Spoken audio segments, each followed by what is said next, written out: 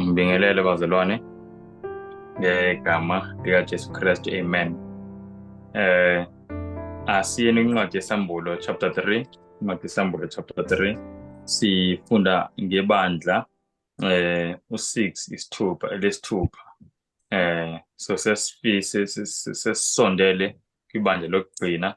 So kuleli bandla kumele silindele ukubona izinto ezenzeka kule ikhathi zethu zokugcina. Revelation chapter 3 sizoqala verse 7 and then sifunde nje wonke amavesi until verse 13. Verse 7. Nakuyingelosi yebandla laseFiladelfiya loba ukuthi, nakhu akushoyo ongcwele, oqinisileyo, onesihluthulelo sikaDavide, ovula kungavali muntu, novalayo kungavuli muntu, uthi, ngiyayazi imisebenzi yakho. Bheka, ngimisile phambi kwakho umnyango ovuliweyo, ongenakuvalwa muntu. Ngokuba unamandla amancane, kanti waligcina izwi lami, kawuliphikanga igama lami.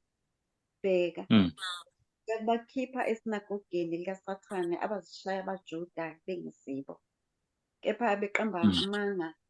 Bheka, ngiyakubenza ukuba beze bakhuleke phambi kwezinyawo zakho, bazi ukuthi ngikuthandile. Ngokuba ulilondile izwi lokubekezela kwami, nami-ke ngiyakukulonda ihora lokulingwa eliyakufika ezweni lonke lokulinga bonke abakhile emhlabeni. Ngiyeza masinyane. Bambisisa lokho nakho, ukuze ungabikho umuntu okwamuka umthetho wakho. Onqobayo ngiyakumenza abe yinsika ethempelini likaNkulunkulu wami, futhi akasoze aphuma khona. Ngiyakuloba negama likaNkulunkulu wami phambi kwakhe, negama lomuzi kaNkulunkulu wami, iJerusalema elisha elehla ezulwini kuNkulunkulu wami, negama lami elisha. Onendlebe, makezwe lokho akushoyo umoya emabandleni. Amen. Bazalwane, now sesifundile ngamabandla okuqala awu5 and kunento eziningi esiyifundile concerning umlando webandla, ngoba la uJesu usipha umlando webandla kusukela ekuqaleni ngezikhathi zabapostoli uJohn lo obhala incwadi yesambulo kuze kuphelele kephi esikhathini sokugcina kule ikhathi zethu. Now kwibandla lesithupha bazalwane sizwa uJesu esebenzisa amagama athile engingathi ebengawasebenzisi kulana amanye amabandla. Now uyathola uJesu uthi kuleli bandla kuverse 11 uthi, behold I come quickly, uthi bheka ngiyeza masinyane. Siyabona nini bazalwane? So kuleli bandla sizothola ukuthi bazalwane umyalezo uJesu ayiphathisile leli bandla umyalezo wokubuya kwakhe uJesu, ngoba yiyo lento uJesu ayikhuluma kuleli bandla. Na into yokuqala engifika siqaphele la, just nje obvious, into yokuqala obvious ukuthi uJesu kuleli bandla wenza into angavamanga ukuyenza. Kumabandla wonke uJesu ujwayele ukuthi azazise uJesu, asho akunqomayo uJesu, abese asho futhi anankinga nakho kulelo bandla. Sekhumbula leyo bazalwane. But kuleli bandla yilo kuphela nebandla laseSmina la uJesu kungekho into anenkinga nayo, ayikho into ayirebukayo. So kuleli bandla konke kuhamba kahle. Now kunezifundo engifisa sizifunde ukuthi basizwa yini labazalwane ukuthi konke kuhambe kahle ngendlela ukuthi uJesu akukho nento eyodwa athi hayi I have something against you. Kuleli bandla uJesu there is nothing he has against. Eligama leli bandla ibandla lasePhiladelphia. Igama lithi Philadelphia lisho ukuthi brotherly love. Siyabona leyo nto, brotherly love. Ibandla leli elethembekile elaligcwele uthando ngesikhathi salo. Now kunezinto engifuna sizibone before sila identify ibandla. uJesu la uzazisa njengalo onesihlothula sikaDavide, or ku-English uthi he has the key of David. Sayizwa leyo nto. and then athi futhi he opens, uyavula, kungabikho ovalayo, avale kungabikho ovulayo. Now ngifuna sithole ukuthi lezo zinto lezo zikhuluma ngani la eBhayibhelini. Ake sibuke indlu kaDavid kuthiwa indlu yani, ngoba phela ukhiya ukuvula. Sayizwa leyo nto, mayithi uphethe ikhiya kaDavid usho ukuthi uzovula endlini kaDavide. Now sifuna ukubona ukuthi ikhonani endlini kaDavide. Asiyeni khona kwincwadi amaHubo 122, amaHubo 122 verse 5. Yes, fine. Ngoba kumisiwe khona izihlalo zokwahlulela, izihlalo zobukhosi zendlu kaDavide. Kuthiwa kumisiwe khona, khulunywa eJerusalem, leli hubo leli likhuluma ngeJerusalem. Kuthiwa khona kumisiwe izihlalo zani zokwahlulela, izihlalo zobukhosi zendlu kaDavide. Sayizwa lento bazalwane.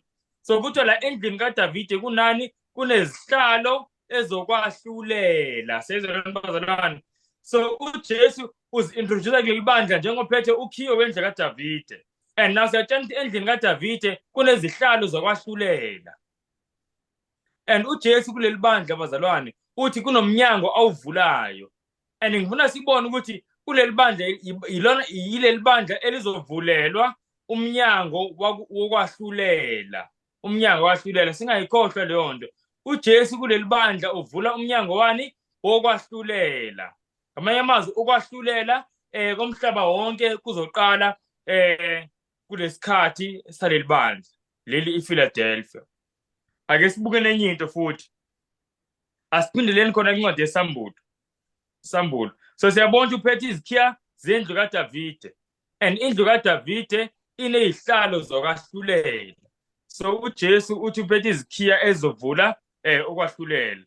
Uzoqala ukwahlulela kulesikhathi saleli bandla. Sambulo chapter 3 sibonile kuverse 7 uthi uJesu ulowo onjani?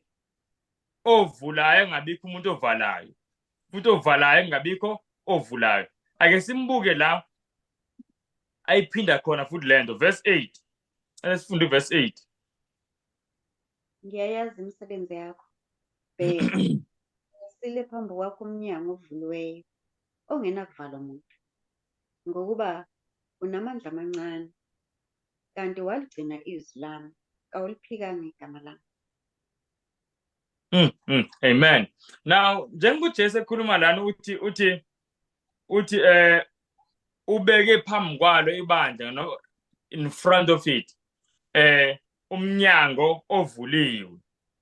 Uthi futhi akekho umuntu onjani ozowuvala. Elokubuza laba bazalwane, masicabanga ukhuluma ngomnyango wani? Hayi ngingabuza. So besikhulumile ngendlu kaDavide. Athi uJesu uphethe izikhiya zayo. Now siyazi ukuthi incwadi yeSambulo ibhalwa uJesu seyikephi? Esezulwini. Konke okuphathelene noDavide nendlu yakhe na konke kade kwadlula. So lokhu ilanguage enjani esymbolic. So uJesu ulindele ukuthi vele siyosesha ezwini ukuthi kwakukhonani endlini kaDavide mayithi uphethe izikhiya zayo. Siyabona leyo nto. Now abese ikhuluma uJesu ukuthi kunomnyango azovula. Now ngifuna sibone incwadi yeSambulo. Incwadi yeSambulo iyasitshena ukuthi umuphi umnyango wabonakala uvuleka, and yini eyavela ezulwini makuvuleka lo mnyango. Ake sibuyeni bazalwane. Mhlamba seni kuSambulo chapter 11 verse 19. Funa sibone la kuvuleka umnyango weSambulo. According to incwadi yeSambulo ikephi la kuvuleka khona umnyango? Ngoba uJesu uthi kuleli bandla ngibeke phambi kwakho umnyango ovuliwe, uthi ngiwulo ovula umnyango. So kuleli bandla kuvulwa khona lo mnyango. Because sikhumbula ukuthi lamabandla ahamba ngesikhathi. Now according to incwadi yeSambulo le verse solifunda, izinto zazisenzeka emhlabeni nasezulwini, kwafika isikhathi la kwavuleka umnyango othile ezulwini. Omuphi lo mnyango? Futhi mawuvuleka uchaza ukuthini lo mnyango?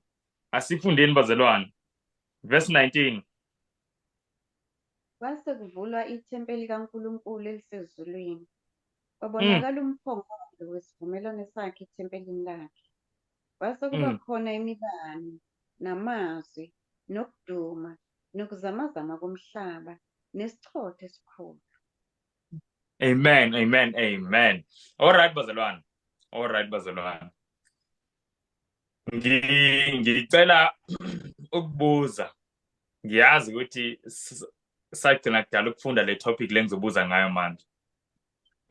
But ngicela ukubuza la ku verse 19 lo mnyango ovulekile lana umnyango wakuphi? Umnyango wakuphi? Ngizoqala kanjalo. Wendlu engcwele. Angizozolane? Wendlu engcwele ngcwele. Wendlu engcwele ngcwele ave ngijabula ukuthi siyitholile ha. Amen. Wendlu engcwele ngcwele siyakhumbula ukuthi kwi-tabernacle lakudala kwakukhona izindlu ezimbili bazalwane. Mhlawumbe athi ngivezela ku-screen. Kwakunezindlu ezimbili, kwakunendlu engcwele nendlu engcwele ngcwele. Now lana kuvuleka indlu engcwele ngcwele. Ngicela ukubuza omunye umbuzo bazalwane while ngisavula.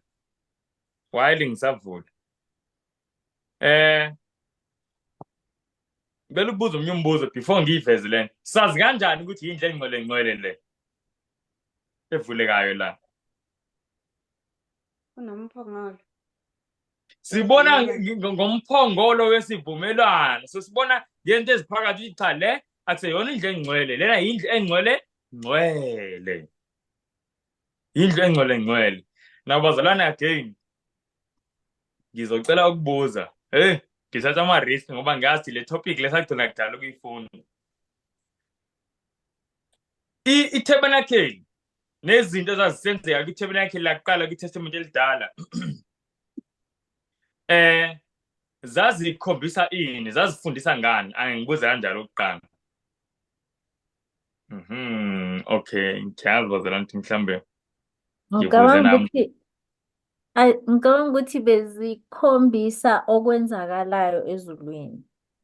Bezikhombisa okwenzakalayo kephi? Ezulwini. Asene kumaHebheru chapter 8.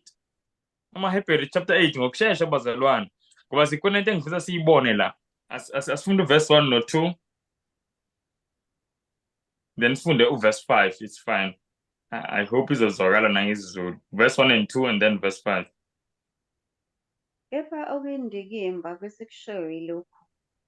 Sinompristi omkhulu onjalo osewahlala ngakwesomnene sesihlalo sobukhosi somkhulu emazulwini. Isikhonzi sokungcwele nesethabenakele lempela elamiswa inkosi kungemuntu.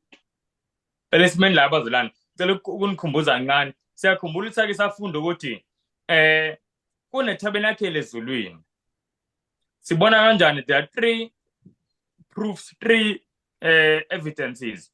Evidence number 1 ukuthi uMose ngesikhathi kuthiwa akakhe i-tabernacle kathiwa akakhe njengomfanekiso awubonisiwe entabeni. Siyabona leyo nto. Lokho ukuthola kwincwadi ka-Exodus chapter 25 uverse 40. Yabo? uNkulunkulu wathi uqaphele ukuthi wakha njengomfanekiso ngikubonise wona entabeni. So kunomfanekiso owuboniswa uMose phambi ukuthi kwakheke ini i-tabernacle leli silibonayo. Khona i-tabernacle engifuna silibone nje bazalwane. Nani? Siyabo? Now wabonisa umfanekiso uMose. Now umpostoli uPaul uthi lo mfanekiso lo kwakuyi-tabernacle lasezulwini elakhiwe nguNkulunkulu hayi umuntu. So uPaul umuntu wokuqala okusho ngokucacile ngokungafihlisi ukuthi ngempela leli tabernacle lakhe uMose likhona nasezulwini. Seyizwa leyo nto. So uNkulunkulu kathi ebonisa uMose isithombe, wayengambonisi nje isithombe sento engekho, umbonisa isithombe sento ekhona and ikephi? Isezulwini kusho uPaul. And then owesithathu umuntu uJohane yena akasho ukuthi leli i-tabernacle lasezulwini, akasho nje kanjalo kuphela. uJohane uthi yena ulibonile. Siyabona nje besifunda manje la kuSambulo 11 verse 19. Uthi John ngase ngibona kwenzeka ukuthi ezulwini. Makuvulwa ngabona umphongolo wesivumelano ezulwini. So kumele sazi ukuthi leli tabernacle la emhlabeni lungumfanekiso omncane we-tabernacle la ngempela elikephi na? Ezulwini. Na ngicela sifunde bazalwane sibone lento ibisho sister Mpo. Sifunde uverse 4 no 5, verse 4 and 5. sela kuHebrews chapter 8.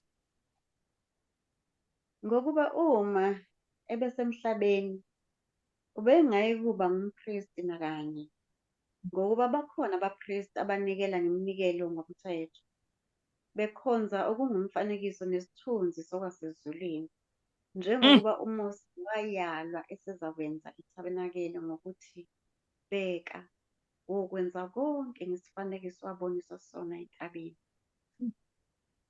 Sayezwa lani bazalwane, so siyabuka la kuHebrews 8 verse 5 kuthi abapristi kwitabernacle elidala kuthi lokho babekwenza kwakuyini, kwakuwumfanekiso wokuphi, walokhu ekephi okusezulwini. Sayizwa le nto bazalwane, ngamanye amazwi masifuna ukwazi ukuthi kwitabernacle lasezulwini yini uJesu ayenzayo, kumele siqale siqonde le tabernacle la emhlabeni, ngoba kuthi lalumfanekiso, laliyisithunzi salokhu angempela. So yingakho kusivumelano esisha lesi sikusona, isivumelano esisha new covenant, ngoba thina singamakholwa we-new covenant. Kwi-new covenant alisekho itabernacle elila emhlabeni. Sayizwa leyo nto, itabernacle esibheka kulona itabernacle elisezulwini. Akasekho umpristi esivuma kuyena izono ola emhlabeni. Sayizwa leyo nto, umpristi esivuma kuyena izono ulo sezulwini, nguJesu osimele. Sayizwa leyo nto bazalwane, akasekho umpristi ola emhlabeni wayesenza njengoba kusenziwa kudala, kuthiwa yena ungummeli, uyi-advocate between uNkulunkulu nomuntu. Manje advocate ikephi na? Isezulwini. Futhi i-advocate esinayo manje bazalwane ayifani nale yakuqala, ngoba i-advocate yakuqala yayifike ikukhulumele nje noNkulunkulu. Hey bazalwane, manje advocate esinayo nguJesu Kristu, uyi-advocate, uthi ekukhulumela icala lakho, ucala lakho. Sayizwa leyo nto, wakwayibona kuphi into emhlabeni into kanjalo? Asithi unecala uqashe iloya, iloya uthola ngiyona nje iloya kuphela eyokudefenda. Sayizwa leyo nto, iloya futhi elikhokhile icala lakho, ngeke uyithole iloya enjalo emhlabeni. I-advocate esinayo bazalwane inzima kakhulu, inothando olumangalisayo. Sine-advocate ekhokhe ngisho icala. Uyabona manje kule zinsuku ama-advocate iwona akhokhelwayo kanti sine-advocate esikhokhe. So nje bengifuna sibone lokho bazalwane ukuthi kunetabernacle elisezulwini. Lokho akusenzeka emhlabeni kumfanekiso wezinto ezangempela. All right, ake ngibuzeke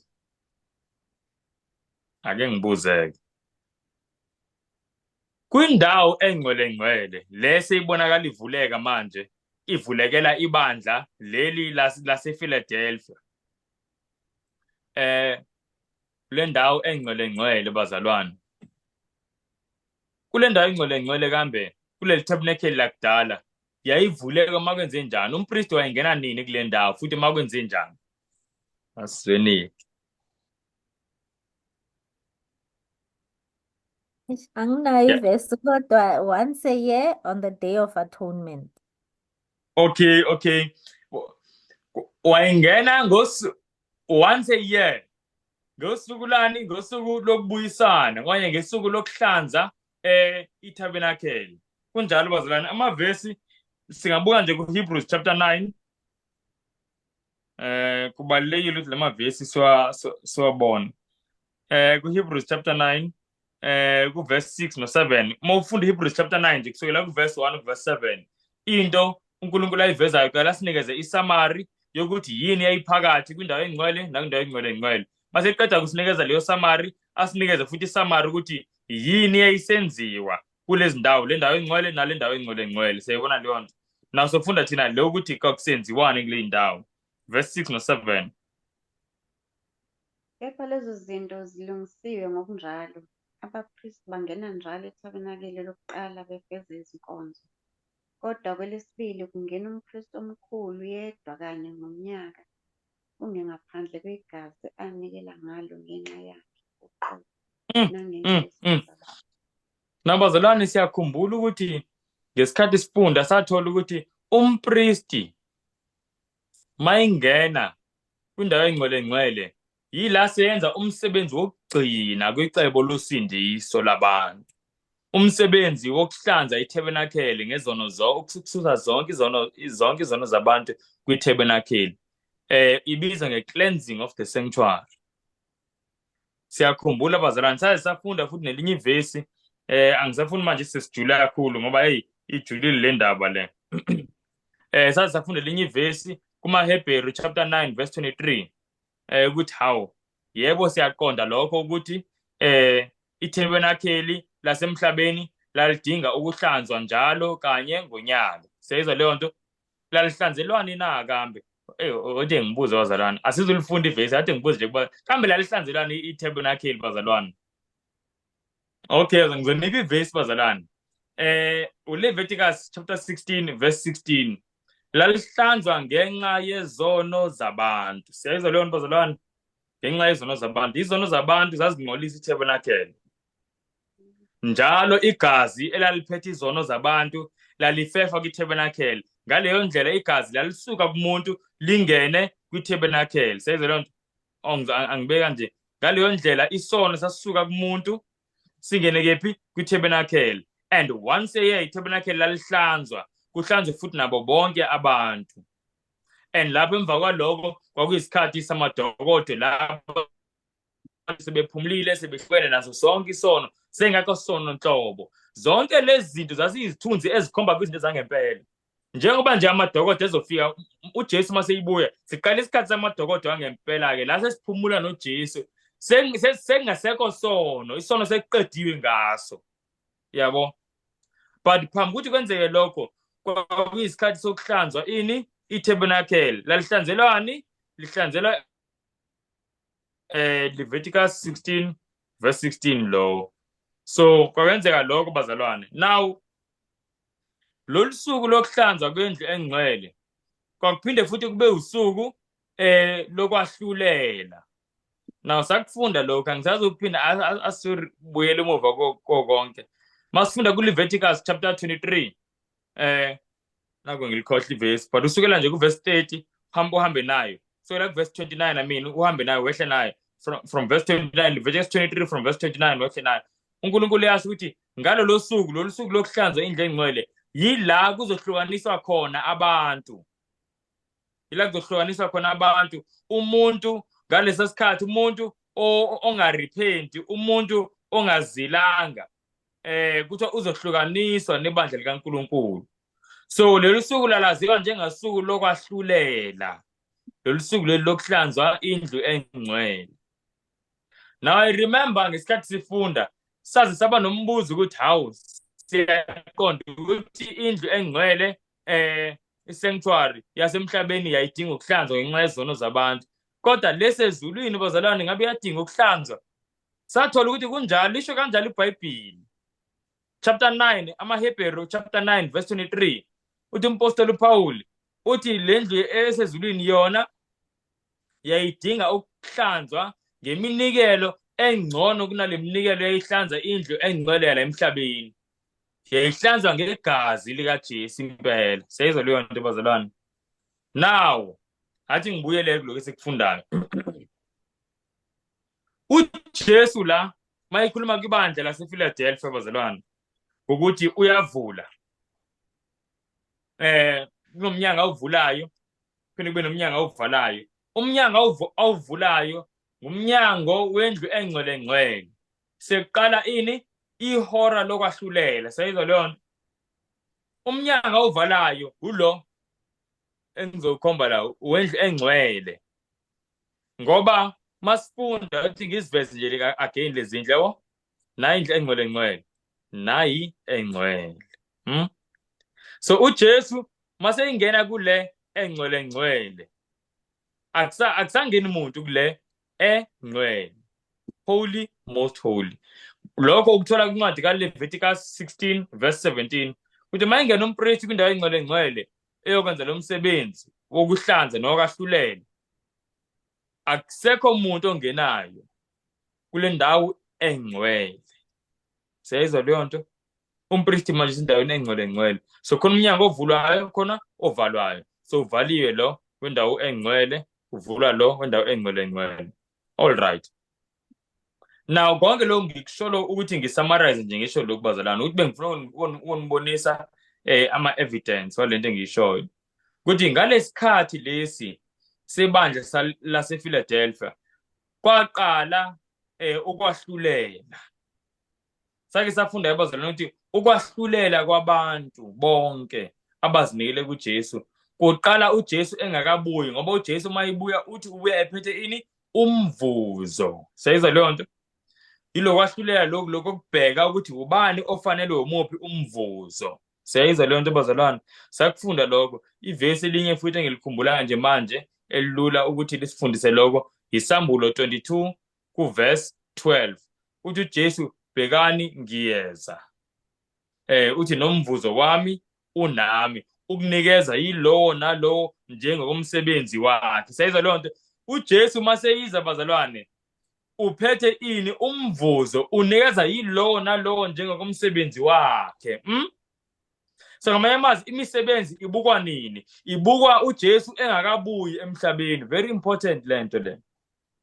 So kwibandla lasePhiladelphia njengoba kuthiwa yilona uNkulunkulu walivulela lo mnyango lokwahlulela. Yilo ke bazalwane ibandla lasePhiladelphia elalihambisa lo myalezo wokwahlulela. Asike sifunde lo myalezo silincwadi isambulo 14. Uyazi lento njengoba ngiyivese eBhayibhelini. Lento bazalwane yi-history. Khona i-history engizoyiveza nje very quickly like my slides. It's so amazing ukuthi izwi likaNkulunkulu liwakhuluma amanga, like umangaliso nje wodwa. Sambulo 14 Yebo, verse 6 no-7. verse 6 no-7. Ngase ngibona enye ingelosi indiza emkhathini wezulu, inevangeli eliphakade ilishumayele kwabahlezi emhlabeni, nakuzo zonke izizwe, nemindeni, nezilimi, nabantu. Isho ngezwi elikhulu ithi, mesabeni uNkulunkulu, nimnike inkazimulo, ngokuba ihora lokwahlulela kwakhe selifikile. Nikhuleke kuye owenza izulu nomhlaba nolwandle nemithombo yamanzi. Amen. Sayizwa lento bazalwane? Khona into engifuna ukuyibuza la kuleli verse. According to verse 7, mase kushunyelwa lo myalezo lo verse 7, ihora lokwahlulela kaNkulunkulu liyobe selifikile noma liyobe lingakafiki noma liseyi-future. Selifikile. Lisho kanjani ivesi? Selifikile. So siyabona ihora lokwahlulela bazalwane likaNkulunkulu lifika abantu besaphila la emhlabeni futhi abantu besashunyayezwa. Kuyazwakala bazalwane. Kwabanye abantu bazitshela ihora lokwahlulela alikwazi ukuqala uJesu sezulwini, kumele yilolu suku uJesu ebuya. Kanti sasiyifundile lento bazalwane ukuthi ukwahlulela kwaNkulunkulu kabili. I-judgment kabili. Kukhona lento ekuthiwa investigative judgment la uNkulunkulu ebuka izimpilo zabantu, then bekhona executive judgment la uNkulunkulu execute i-judgment enikeza yilowo nalowo umvuzo wakhe. So lelo hora leli ekuthiwa lifikile lokwahlulela yileli manje seziyavulwa iy'ncwadi. Siyakhumbula bazalwane sifunda incwadini kaDaniel chapter 7. Kuthiwa kwabeka amatrone zavulwa incwadi kwahlala ukwahlulela. Leyo nto yenzeka kuphi? Ezulwini, zivulwe ezulwini lezo iy'ncwadi. Kubukwa manje imisebenzi yethu. Njengoba uNkulunkulu ebona ngisho imicabango. And bazalwane siyabuka ukuthi mawufunda nje amabandla kuphela ungafunda ezinye into ezijulile, usafunda nje ngawo amabandla la. Selekutshena ibandla leli lesithupha ukuthi ukwahlulela kuqale ngesikhathi saleli bandla lesithupha. Shuthi nesiphila ebandleni lokugcina siphila vele kulesikhathi sokwahlulela. Yingakho leli gama lebandla lokugcina iLaodisha, ibandla lokugcina iLaodisha, i-translation the direct translation yaleli gama lithi Laodisha lisho ukuthi abantu abahlulelweyo. Sayizwa leyo nto? Noma abantu abahlulelwayo, ithi a people judged. So ngabantu abaphila ngesikhathi sokwahlulela. Thina siphila kulesikhathi sebandla lokugcina noma kule period yokugcina yebandla likaNkulunkulu. Sayizwa leyo nto bazalwane? I hope siyakuqonda lokho. So leli bandla lasePhiladelphia lavulelwa umnyango wokwahlulela, and Ngalesikhathi saleli bandla lasePhiladelphia kakushunyayelwa lo myalezo bazalwane. Kakushunyayelwa uSambulo 14 uverse 6 no-7. And manje nayo into engifuna siyiboneke. Ngathi ngiyoveza nje la siqale la bazalwane. This is so amazing. Siyakhumbula sifunda amabandla othandayo angathatha ngisho isithombe la maseyibukile or something so that ube nayo nje imap ukuthi izikhathi zalamabandla ahamba kanjani. Nayi Ephesus 31 AD 100 AD kuze sizofika kuleli sikulona ePhiladelphia. iPhiladelphia liqala ngo-1833 to 1844. And ngalesikhathi bazalwane uma ngaba sike sifunde umlando we-Christian Church kwakhona into kakuthiwa i-Second Great Awakening. I-history lengiyixoxayo ungayithola ngisho nako ma-encyclopedia i-Britannica nako Wikipedia can just uyayithola easily. Type nje Second Great Awakening yayinini uyayithola ukuthi yenzeka kusukela ngabo late 1700s like ngabo 1790 kanje ukuyophela ngabo bathi ngo-1835. And then after 1835 kaba khona into abathi i-Second Advent Awakening la abantu babegqugquzelelwa ke manje ngani ngokubuya kaJesu. Kwi-Great Awakening yona abantu babegqugquzelelwa ngokuphila impilo engcwele. Se-Great Awakening yenzeka ngalesikhathi lesi kusukela mhlambe la uhamba nje ithi. Kodwa yathi ngakapheli i-Great Awakening ngoba abantu ngempela bazalwane umoya ingcwele wawusebenza ngendlela eyisimanga ezimpilweni zabantu. Kwaqala ama-mission society and ne-evangelism to ama-countries ala e-Africa yeleso sikhathi la kwabakhona ngisho o-David Livingstone. Abantu if niyabazi o-David Livingstone ama-missionary eza la e-Africa abanye baya ko-China, different missionaries to different places because of the awakening eyayisenzeka moya ingcwele. uNkulunkulu ebanyakazisa abantu beshiya amakhaya. Imagine usuke e-England uhambe uye e-Africa. uDavid Livingstone kuthiwa wayivangela ama-cannibals and waze washonela lapho ebulawa ama-cannibals, but wayengenankinga ngoba akasekukhona aphendukile ama-cannibals. Sayizwa leyo nto bazalwane. So izinto ezizimangalisayo ezazisenzeka. Kwaqala ama-missionary society nama-Bible Society yaseBritain yaqala ngalezo yikhathi. Kwaqala ne-Bible Society yase-America ngalezo yikhathi la beprinta amabhayibhile bewadayisa ngemali ephansi kakhulu, betranslate amabhayibhile idayisa ngemali ephansi kakhulu. So kwakunovangelo olumangalisayo, the Great Awakening. And ngaleso sikhathi uNkulunkulu wavusa umlisa othile owashumayela ivangeli.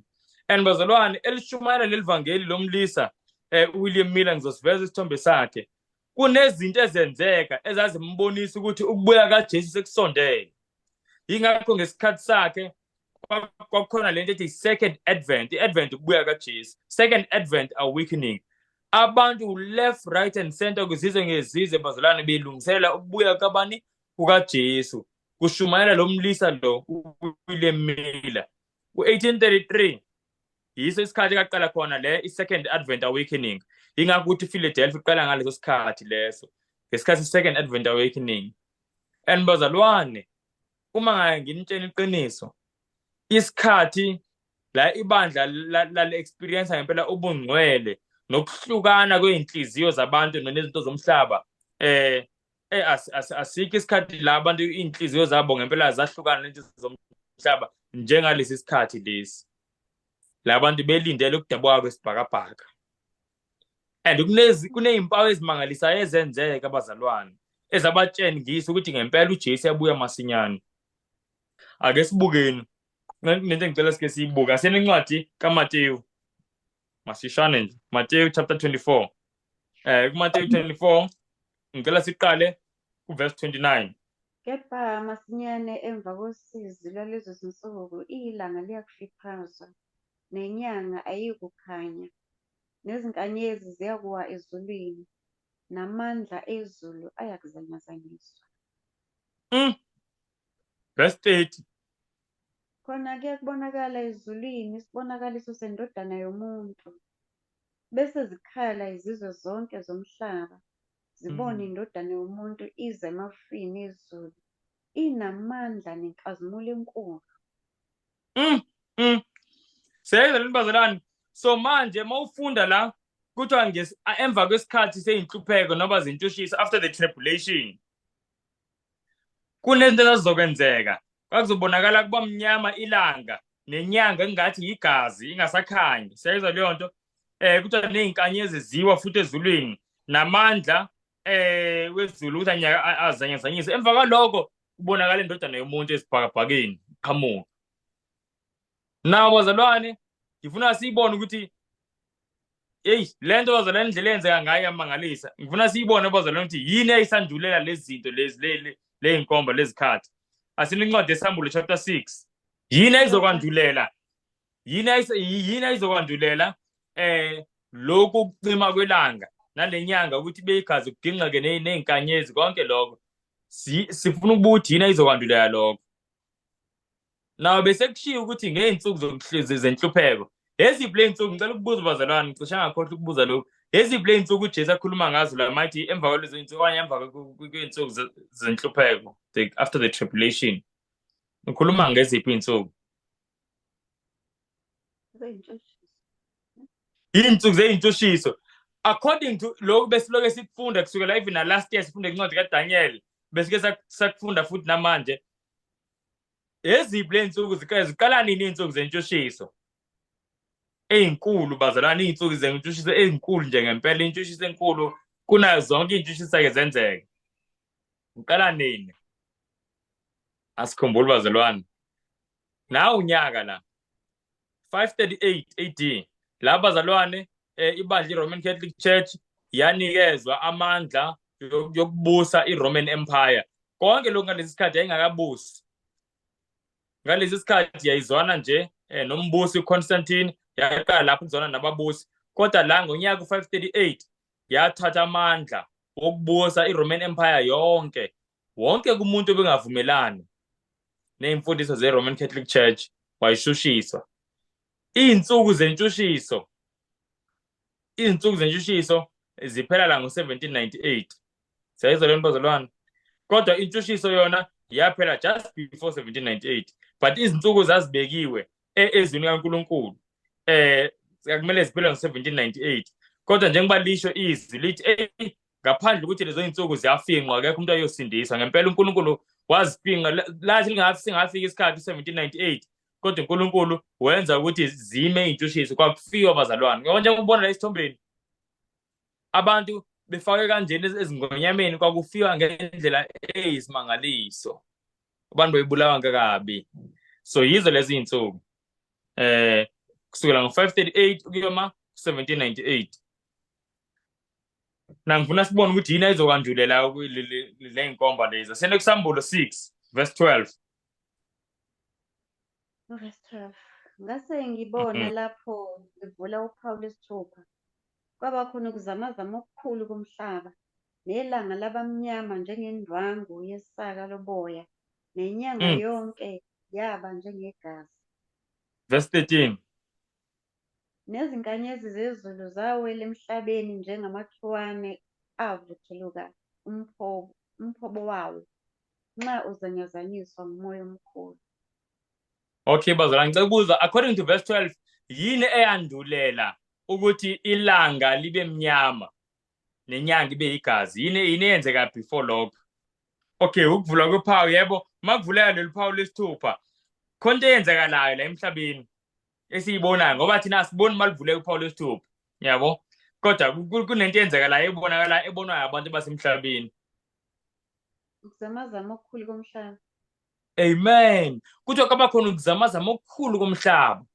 And then into ekulandela ukuzamazama komhlaba, ilanga liba mnyama, inyanga iba igazi, ukuginqa kwey'nkanyezi zezulu. Othi nginibonise bazalwane, you know, this history ngalezo iy'nsuku, uthi iBhayibheli ngalezo iy'nsuku emva kwentshushiso. So intshushiso ngishilo ukuthi intshushiso yaphela zingakapheli iy'nsuku, ngoba uNkulunkulu wabona ukuthi bazophela abantu bakhe. So ukushushisa uNkulunkulu wakuqeda zingakapheli iy'nsuku, engafika u1798. ngalezo iy'nsuku makuphele intshushiso. Lo incwadi kaMark chapter 13 verse 24 isho kanjalo nje ngalezo iy'nsuku mase kuphela intshushiso. Iyasho ukuthi yizo into ezokwenzeka.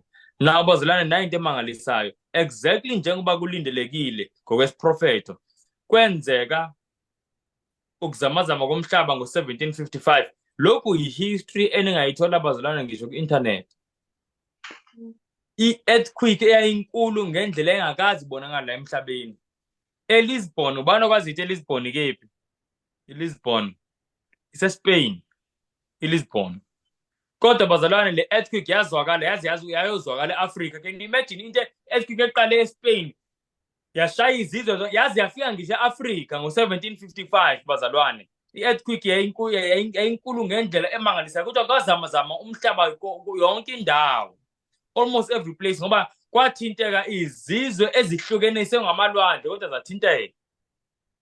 Uyabona njengoba la kule sithombe bathi everything everywhere. Yingoba that is how it felt nge-earthquake yase-Lisbon. All Europe yonke ishayeka kuze kufike e-Afrika. Ngoba i-earthquake bazalwane yayingakaze ibonakale, kangathi umhlaba uyaphela namhlanje, kwangathi uJesu uyehla. Indlela abantu ababe-experience indlela eyiyona, ama-eyewitnesses, abantu abasinda ngaleso sikhathi leso, bathi kangathi yi-judgment day ngalelo langa. The Lisbon earthquake bazalwane, a very very big earthquake eyenzeka. Now vele bekumele ngaba silindele i-earthquake kule iy'nsuku lezi o-1755 kuya phambili, ngoba kuthiwe lezi zinto zizokwenzeka nini? Emva kwentshushiso, kodwa ngalezi nsuku zentshushiso. Sayizwa leyo nto? But after the tribulation, but during the days of the tribulation. Mark 13 verse 24. Now kwenzeka exactly njengesiprofetho sishilo. Siyayibona bazalwane iBhayibheli indlela accurate ngayo, kuyamangalisa konke lokho. And uyazi ukuthi kwenzekalani after 1755? Nayi into yini le yisuku bazalwane ekuthiwa yi-dark day. Lokhu ungakuthola ku-internet, lokhu dark day. I-dark day usuku la bazalwane ilanga lave labamnyama yonke indawo, kusukela e-New England lana kuse-United States yaze yabonakala ngisho eCanada, yonke indawo nje kwamnyama too. And ever since kaqala ukurekhoda ama-eclipse kade ayirekhoda, kunama-record ama-eclipse angisebona i-solar eclipse la kuvule kube mnyama nje emini. I'm sure siyabona ama-eclipse bazalwane la kuvule kube mnyama when ilanga lisithwe inyanga. Siyabona leyo nto, something like that, i-solar eclipse. Kodwa kuba mnyama nje emini ngoba kuba nento heavenly body elisithile directly ilanga, yabo, sike siyibone futhi. Kanti kunama-record ama-solar eclipse kusukela ngesikhathi zikaJesu. Ama-record akhona ososayensi banawo, but leya ngo-May 19, 1780 kuthiwa ayichazeki ngoba kuthiwa ilanga laba mnyama kodwa kwabe kungekho i-solar eclipse. So kuze kube namhlanje no scientist can explain ukuthi yini eyenza ukuthi ngo-May 19, 1780 kwaba mnyama, but there was no solar eclipse, but ilanga laba mnyama. And iBhayibheli lishilo ukuthi emva kwe-earthquake kuzobonakala ilanga liba njani? Liba mnyama. And kwenzeka exactly like that bazalwane. And uyazi ukuthi iBhayibheli lithi inyanga izoba bovu njengegazi. Do you know ukuthi nayi dark day? Kuthi bazalwane indlela yomnyama ngayo abantu babengakwazi ukwenza lutho. Emini kungenzeki lutho. Ngisho noma ulayitha ikhandlela kuvela kancane, kuthi the darkness was so thick, was so dense, you could almost touch it. Kuthi hey abantu abaningi nangale lo langa babethi abantu yisuku lokuphela, i-judgment day. But lwadlula usuku, but before ludlule ntambama kwalolo suku, you know ukuthi yini yenzeka on the same day, May 19, 1780, intambama kwenzeka lento. Yathi inyanga mase ibonakala kuthiwa yavela ibovu njengegazi. This is history. Lokho akubona nokuthi into ibisemovini. This is history. Kunama eyewitness accounts. This is history. Uyithola nakuma history encyclopedia. Into ezenzeka abazalwane exactly as uNkulunkulu eshilo. Sayizwa leyo nto zenzeka during those days after the tribulation. uNkulunkulu awaqamba manje yabona ingakho yabona uma ungayifunda incwadi esambulo ingakho usathane eyizonda incwadi esambulo ngoba uma ufunda incwadi esambulo bese uqhathanisa lento ezilotshiwe nezinto ezizeke zenzeke kwi-history ukholo lwakho ezwini kaNkulunkulu alinyakaziseki ngisho noma ngafika umuntu ethini ethi hayi uNkulunkulu iBhayibheli akulona ilizwi uyambuka nje uthi akazi lo ukhuluma ngoba engazi. This is the word of God. Kwenzeka exactly njengoba uNkulunkulu esho. And bazalwane into yokugcina yaseyisele uNkulunkulu ayishile after inyanga ibe igazi wathi uNkulunkulu kuzogcineka ini izinkanyezi. And do you know ukuthi yini yenzeka ngo-1833 nayi again November 13 1833 history le kwaba khona bazalwane into abathi meteor shower yabonakala almost throughout yonke indawo United States nakwezinye indawo nakwamanye amazwe la kwakusekhona khona abaKristu. Sikhumbula ukuthi le impawu le inkomba lezi uNkulunkulu uzenzele obani abantwana bakhe. So le inkomba uziveza uNkulunkulu la kusekhona ini abantwana bakhe. Obviously azivelanga la eAfrika mhlambe zavela sazi mhlambe ukuthi ngalezo sikhathi kangaka record izinto la eAfrika I don't know. But obviously azivelanga la ngoba babengekho abantwana baNkulunkulu ngathi babengekho abaningi abantwana baNkulunkulu kwakuseyindawo nje ngempela engakazani noNkulunkulu. Yilezi sikhathi la siqala khona manje ama mission society kuhanje kuvangelwa zonke izizwe. So uNkulunkulu lezi zinto waziveza la khona abantwana bakhe kuze babone ukuthi isikhatsini manje. Now ngo-1833 bazalwane kwathi masekenzeka the last of these signs uWilliam Miller le engimvezile esithombeni waqala bazalwane eshumayela ku-7 incwadi kaDaniel eveze eBhayibhelini ukuthi ukubuya kaJesu sekusondele kakhulu. Ukubuya kaJesu kusekusondele kakhulu. And ivesi wayisebenzisa kakhulu uWilliam Miller bazalwane yileli besilifunda isambulo 14 uverse 7 lathi ihora lokwahlulela kwakhe selifikile. Sayizwa leyo nto. But manje yena uWilliam Miller esebenzisa lelo vesi wayengazi ukuthi ihora lokwahlulela likhuluma ukuthi kuzoqala ukwahlulela kephi ezulwini. Yena wayitshela leli hora lokwahlulela lisho ukuthi kuzobuya uJesu la emhlabeni. Sayizwa leyo nto. And nelinye ivesi walisebenzisa kakhulu uWilliam Miller silivuleni kwincwadi kaDaniel 8 verse 14. Daniel 8 verse 14. Nayi ivesi bazalwane leli vesi kuthiwa ngalezi izikhathi lezi the second advent awakening kuthiwa lalaziwa ngisho izingane zazilitula izingane ezincane. Abo manje abantu abaningi manje balazi leli vesi but kuthiwa ngalesi sikhathi lalaziwa ngisho izingane ezincane ngoba kakilona vesi kwakushunyayelwa ngalo. Daniel 8 verse 14. Wathi kimi kuzobe izikhathi zokuhla nezokusa eziyizinkulungwane ezimbili namakhulu amathathu bese ihlanjululwa indlu engcwele. So uWilliam Miller wafunda lesi prophet esithi ukuthi kuzoba khona izinsuku it is going to be 2300 days and then shall the sanctuary be cleansed. Sayizwa leyo nto bazalwane. Now yena wathi mayifunda and wathola kuDaniel chapter 9 la kuqala khona ukubala le insuku. Wathi mayiqala ukuyibala le insuku wathola ukuthi le insuku lezi sezizophela ngesikhathi sabo ngo-1844. Wathola ukuthi ziyaphela le insuku lezi ngo-1844. And wathi mayibuka le prophet lezi besizibuka lezi zinto ezenzekile. Umile abazalwane wayemuntu wayifunde kakhulu ihistory. So konke lokho wayekwazi ngoba okuningi kwenzeka phambi kwamehlo akhe. Okunye kwenzeka just before azalwe. So wayekwazi konke lokhu William Miller. So mayibuka zonke lezi zinto ebala nale insuku wabona ukuthi na kanjani uJesu ngo-1844 uyabuya. Ngoba iBhayibheli lithi after 2300 days the sanctuary will be cleansed. Yena wayekholwa ukuthi i-sanctuary yini umhlaba and uzocleanswa kanjani ngomlilo mase kubuya uJesu. So babekholwa kanjalo bona ukuthi i-sanctuary umhlaba. So lezi zifundo esizenzayo manje thina silasifunda khona nge-sanctuary ngendlu engcwele. Sifunde ukuthi kune sanctuary esezulwini babengayazi bona. Babesazi ukuthi nje sanctuary ngumhlaba lo mawuthiwa i-sanctuary izoba cleansed kusho ukuthi uJesu uyabuya. Bakushumayela bazalwane ukubuya kaJesu bakushumayela ukubuya kaJesu. Uyazi bazalwane izinto azisenzeka bazalwane ukuthi abantu babengenaso ngisho isikhathi sokubamba amagqubu to hold grudges ukuthi there was no time of even holding grudges. Ukuthi akaze kube khona isikhathi sobungcwele esifana nalesa sikhathi kusukela ngezikhathi zabapostoli. Isikhathi laba be-experience ngempela i-holiness efanisa nalezi zikhathi zabo William Miller, izikhathi zabapostoli ngoPentecost lapho. Kusho akukaze kube khona abazalwane isikhathi sobungcwele esinje. Kuthiwa abagulayo babelapheka, umoya kaNkulunkulu wayehlile. Kuthiwa izulu nomhlaba, khona omunye umbhalo uthi heaven and earth seemed to run parallel. Kuthiwa izulu nomhlaba wangathi zihamba endaweni eyodwa. Yayizalwane bazalwane, indlela i-atmosphere kuyiyona. Uyabona nje ngibephakamise umuntu kanje, kwathi maseyiqedi i-message kusukuma wonke umuntu.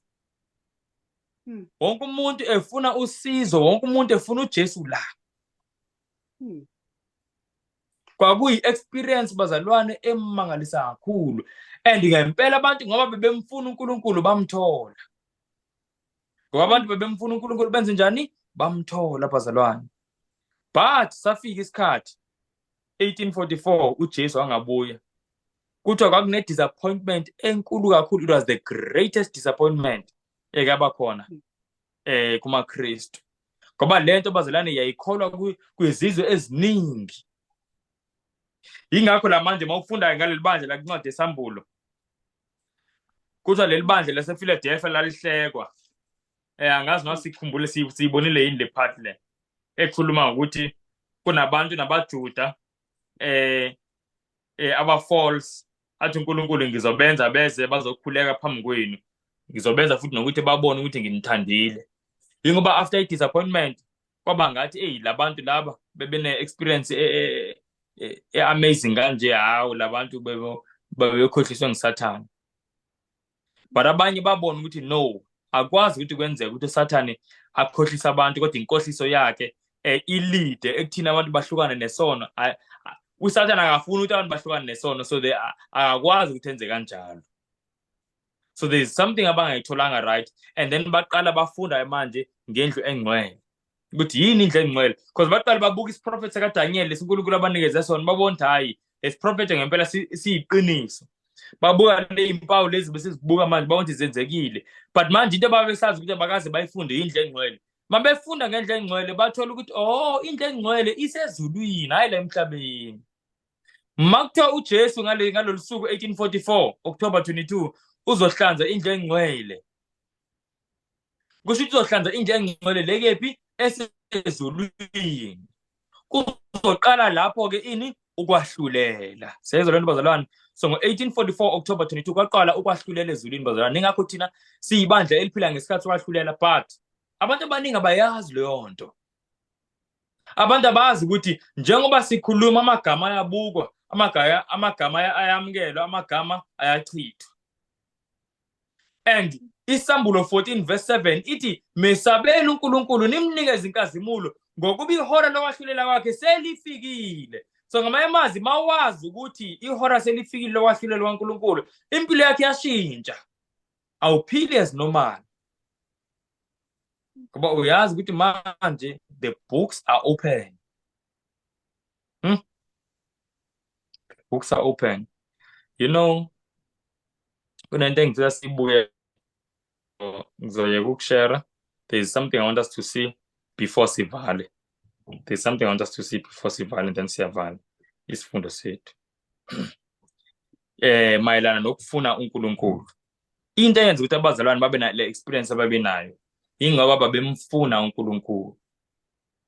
Babemfuna uNkulunkulu. Kunevesi engifisa nje ukuthi sike silifunde abazalwane. Asinde incwadi kaLuka chapter 19. Sifunda mayelana nokufuna uNkulunkulu. Nathi bazalwane thina siphile esikhathini sokugcina ngempela akuphikiseki, and akekho umuntu owazi usuku nehora kulesithi isikhathi. Nabo bengalazi usuku nehora ukuthi nje kubona babeyitshentshile lesikhathi lesi ekuzoqalwa ngalo ukuhlanza indlu engcwele, isikhathi la kuzobuya khona uJesu. Yiliphutha balenza lelo, and bathi mase beliboniswa uNkulunkulu babona ukuthi nayi senzekile manje. But imessage wabeyishumayela yayiyona exactly. Uyazi mawufunda kabanzi kuncwadi esambulo chapter 3 la ikhuluma khona ngebandla lasePhiladelphia, iqhathanisa experience yabo neyabafundi bakaJesu. Abafundi bakaJesu babehamba beshumayela bethunyelwe uJesu ukuthi bashumayele ukuthi umbuso kaNkulunkulu sewufikile. bona beshumayela into right, but njengoba beshumayela into right, bona bane-understanding wrong. Bona bazitshela umbuso kaNkulunkulu lofikile, bazitshela ukuthi uJesu uzokwakha umbuso la emhlabeni, baqale bahlale ematroneni bonke babuse lo mhlaba. Kanti laphayana uJesu wayekhuluma nge-kingdom of grace. That's why mofunda kumaHebheru chapter 4 verse 12. MaHebheru chapter 4 verse 15, iBhayibheli likhuluma nge-throne of grace. Ngoba lapho uJesu mayife esiphambanweni kwaqala ukuvuleka manje the kingdom of grace. Siyayibona leyo nto. But the kingdom of glory yile ezayo uJesu maseyibuya.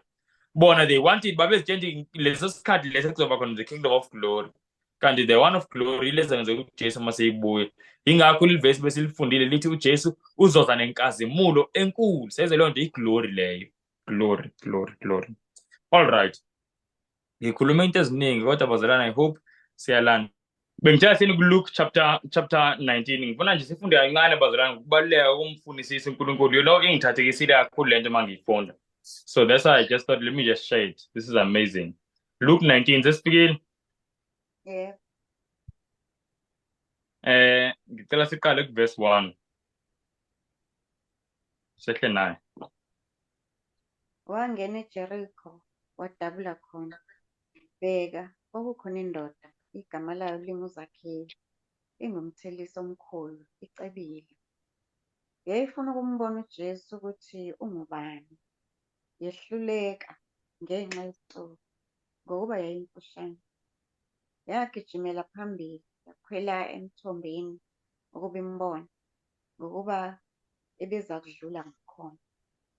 Esefikile uJesu kuleyo ndawo, wabheka phezulu, wathi kuye, Zakhewu, shesha wehla, ngokuba namuhla ngimele ukuhlala endlini yakho. Washesha wehla, wamamukela ngokuthokoza. Amen. Sesibambeni lapho. Bazalwane, hey. Ngicela sibone ama-detail. uJesu lana wayizodlula eJerikho, angisho kunjalo bazalwane. And then uthi akunendoda yakuthiwa uZakhewu. Nakuthi umsebenzi wale ndoda kuthiwa yayini? Umthelisi. Yayumthelisi, futhi akena umthelisi ojwayelekile omncane, yayumthelisi omkhulu. Icebile. Yini enye futhi esiyitshena ngale ndoda? Icebile futhi. Yayisicebi angisho. Yayisicebi. Now siyatshena ukuthi indoda yayinesifiso, yayifisa ukubona uJesu. Yakhumbula angicela ukubuza, yini efuna ukubona uJesu? Ngabona ama-miracles wakhe, noma yayifuna ukubona ngingathini? Yabo ukuthi uhamba nabantu abangakhi, yini ayifuna ukubona ngoJesu? Uyifuna ukubona yena nje uqobo lwakhe. Ukuthi yayifuna ukubona emqobo lwakhe, ukuthi yayifuna ukubona uJesu ukuthi ungubani. Ngamanye amazwi ayifuna ukubona into eziningi, ifuna ukumazi uJesu. Just ukumbona, but ifuna ukumazi le ndoda uJesu. Naw ukuthi akunezinto abazalwane zaziyivimbile le ndoda ukuthi ingamboni uJesu. Eziphi lezi zinto ezamvimba? Imfushane kanti isixuku sasesikhulu. Amen. Number 1 kwakunesixuku. Number 2 yayimfishane. Sayizwa leyo bazalwane. Now kuthiwa lana ke bazalwane, angisho lana kuthiwa le ndoda yathi mase ibona ukuthi kunesixuku futhi ayikwazi ukumbona uJesu ngoba imfishane, kuthi avele yagoduka, angisho kusho kanjalo. Yagijimela yagibela esihlahleni. Kuthi ayigodukanga. Ngamanye amazwi yayingenaso nje Jesu, kodwa yafaka ne-effort. Isifiso sakhe sokumbona okanye sokumazi uJesu sabonakaliswa ngani? Nge-effort ayifaka yokumazi uJesu. Kuthi abazalwane yagijima yathini? Yagibela emthini, sycamore tree. Now ngicela ukubuza ukuthi ngesikhathi igibela uJesu efikile kuleyo ndawo la kunalowo muthi khona.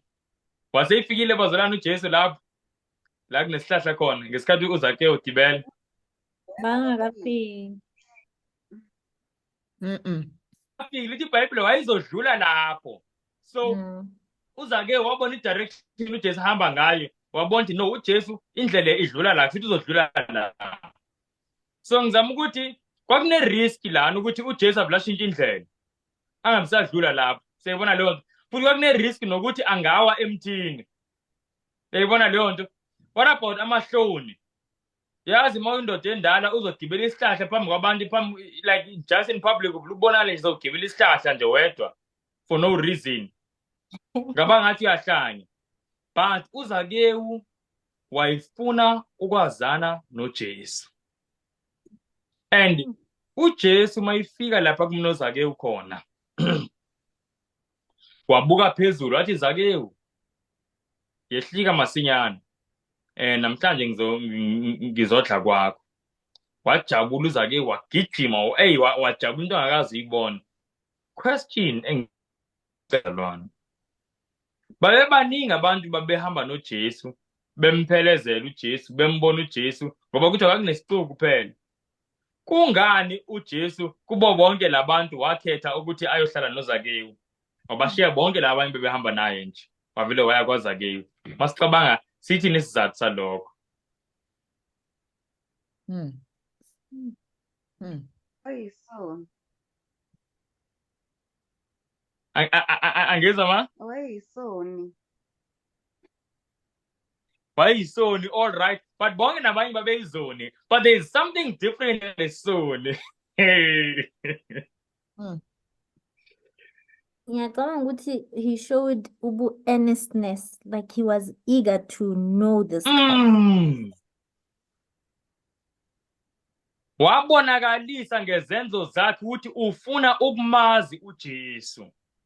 Now yiso isifundo engifuna sisibone leso ukuthi uJesu bazalwane usondelana nathi according to i-effort esiyifakayo ekusondeleni naye. Sayizwa leyo nto. Mawukuthi i-effort engiyifakayo ekumazini uNkulunkulu incane, ngizomazi kancane. uNkulunkulu akakhethi ibala. uNkulunkulu akana favorite. Sayizwa leyo nto. Uzambula kuwena according to your desire to know him. And i-desire yakho ibonakaliswa yini?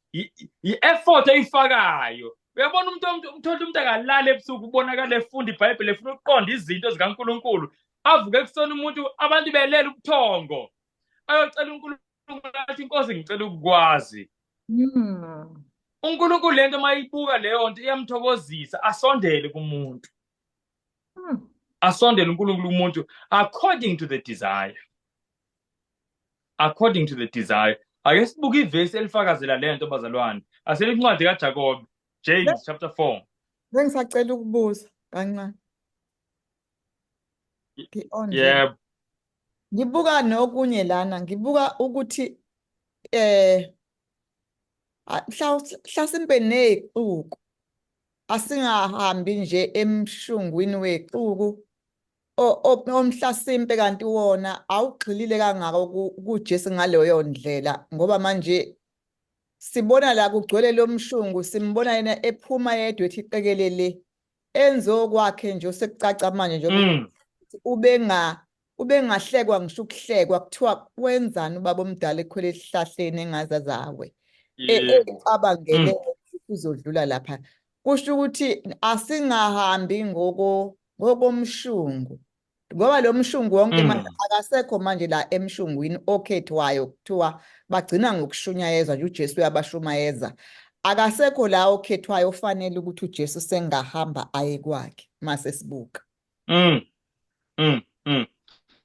Kunjalo yazi lento ifana nani bazalwane ifana nalo mama owathinta uJesu mawufunda incwadi kaMark chapter 5 owathinta uJesu wathi uJesu wayehamba nezixuku kwathi makuthinta lo mama wathi who touched me athi mayiphendula uPetro athi Lord thou seest the multitude thronging thee and thou sayest who touched me athi uJesu somebody has touched me uthi for I perceive that virtue is gone out of me. Yayibona lo uthi kunamandla aphumile kumina.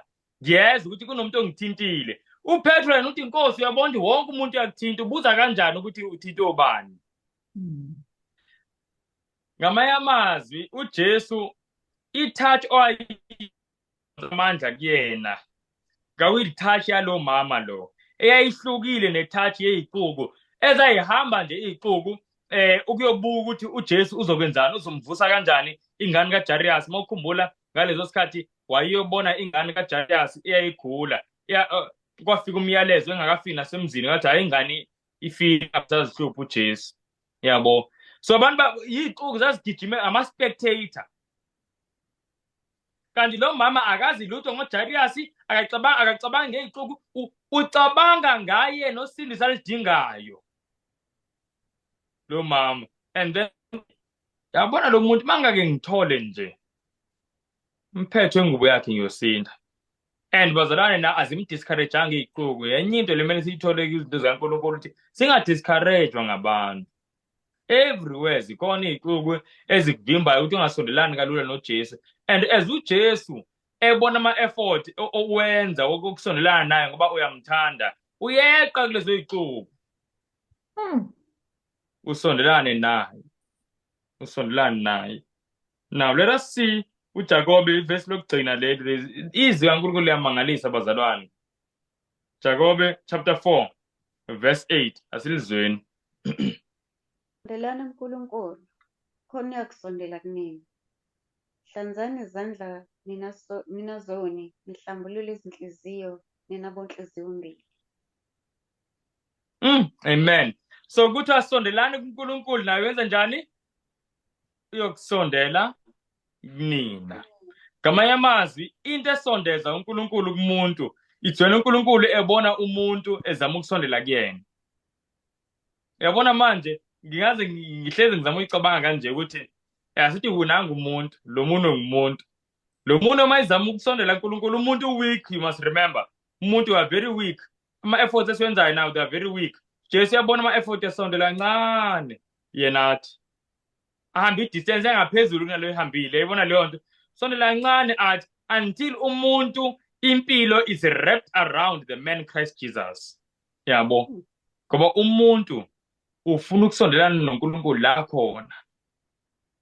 So bazalwane yiyo nje into ebengifuna siyibone kuleli bandla lasePhiladelphia ukuthi uNkulunkulu masimfuna ngesingamtholi. You know mangifunda i-history lapha during lesikhathi se-second advent awakening sisimanga sodwa the way bazalwane babekhuleka ngayo omunye uze uthi sasingaphumuli uthi like no one would rest esazi ukuthi kunesono esithile esiloke simhlula. Can you imagine leyo nto?